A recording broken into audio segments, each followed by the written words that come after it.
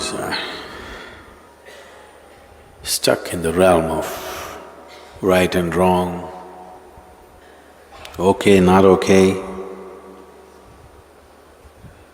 liking and disliking, will never know the texture of love. Rumi is a lover.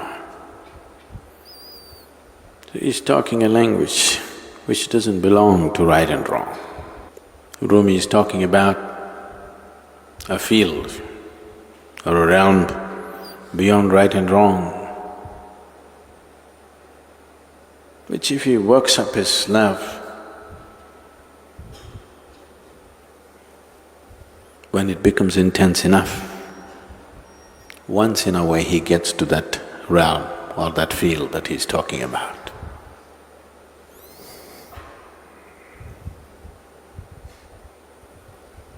But for a yogi, that's the realm he is in. Once in a way he comes down to the realm of right and wrong when he has to deal with the world. Otherwise, that's where he is. And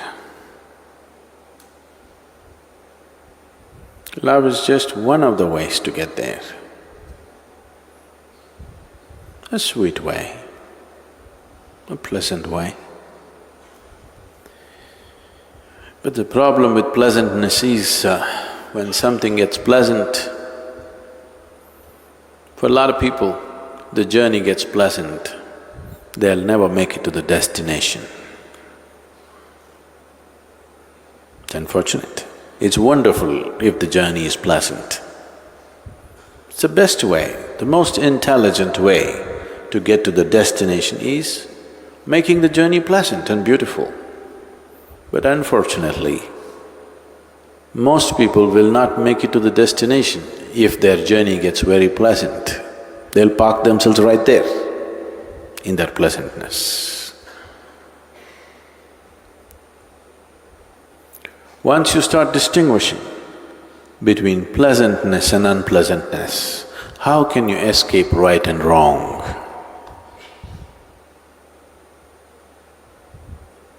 Once you start choosing what is pleasant, what is unpleasant, you cannot escape what is right and what is wrong. So when one talks about a realm or a field or a land which is beyond right and wrong, it is also beyond acceptance and resistance. It is beyond acceptance and rejection. You can accept and reject only when you identify something as good and bad, right and wrong. As long as you're in that realm,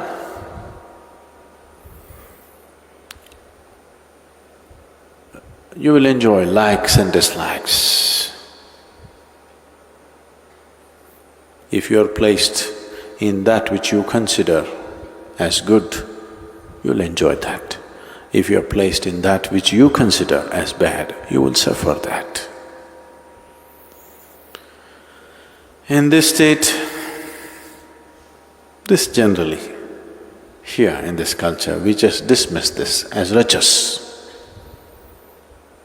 Rajasic means like and dislike, pleasantness and unpleasantness, right and wrong, all these things. This state is very important for conducting the affairs of the world. But if you want to rule the inner kingdom, this is no good. If you want to be some kind of a boss, some kind of a king in this world, you must know what's right and wrong. You must know what's good and bad. If you can't discriminate, you cannot rule this world. But if you want to be a king of the inner world, then if you are in this right and wrong, you will never get there. that will not be your realm. You can think, you can emote, because thoughts and emotions belong to this. The moment you think, you cannot think beyond right and wrong. You cannot think beyond good and bad. So your thoughts and your emotions belong to this realm of right and wrong.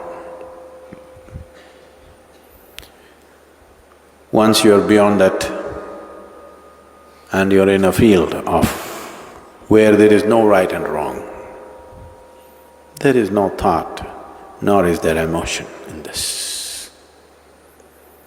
Oh, is life barren?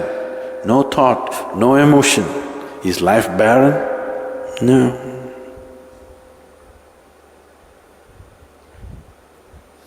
One who knows the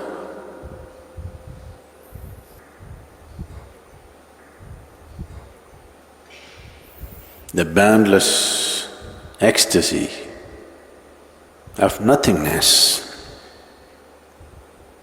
for him the taste of thought and emotion is very puny.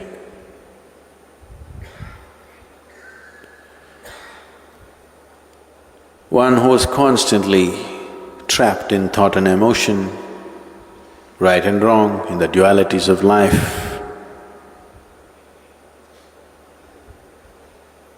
because he doesn't know any better and he doesn't know how to get beyond this, he has to celebrate this somehow. He has to eulogize this.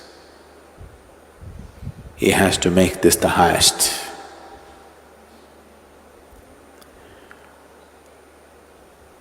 Most of the world, most of humanity constantly goes about eulogizing as to what is good and what is bad, good qualities, bad qualities. This is what is loved and respected and acknowledged in the world. Simply sitting here, called stupid, no good.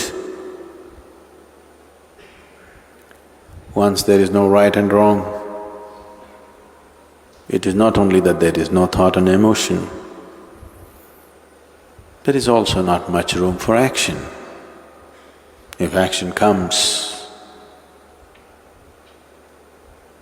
it comes only as a response to what's around. That is, the need for action is completely gone in that person. The need to love or hate is gone in that person. So do not understand being beyond right and wrong is a state of love. No. It is well beyond love. To put it very simply, to put it in a terminology that is hugely corrupted, we can call that yoga, where everything has become one.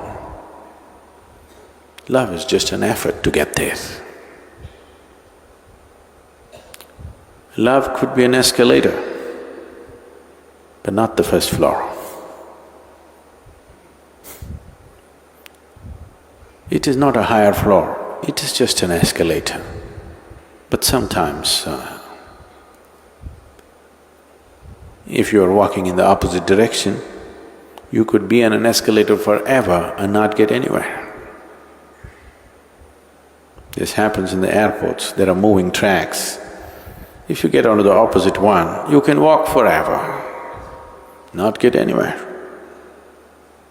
Today people are hugely attached to this kind of moment, and that's why treadmills have become so popular.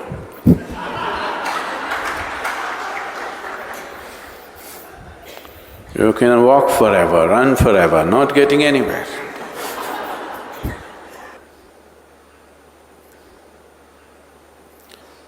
There is music on it, there is video on it, it is also telling you you're getting healthier by the second, but you're not getting anywhere. I didn't call this love, I call this untouchable. Untouchable either means you're unwilling to touch it or you cannot touch it. You're incapable of touching it. There is a land that is beyond right and wrong.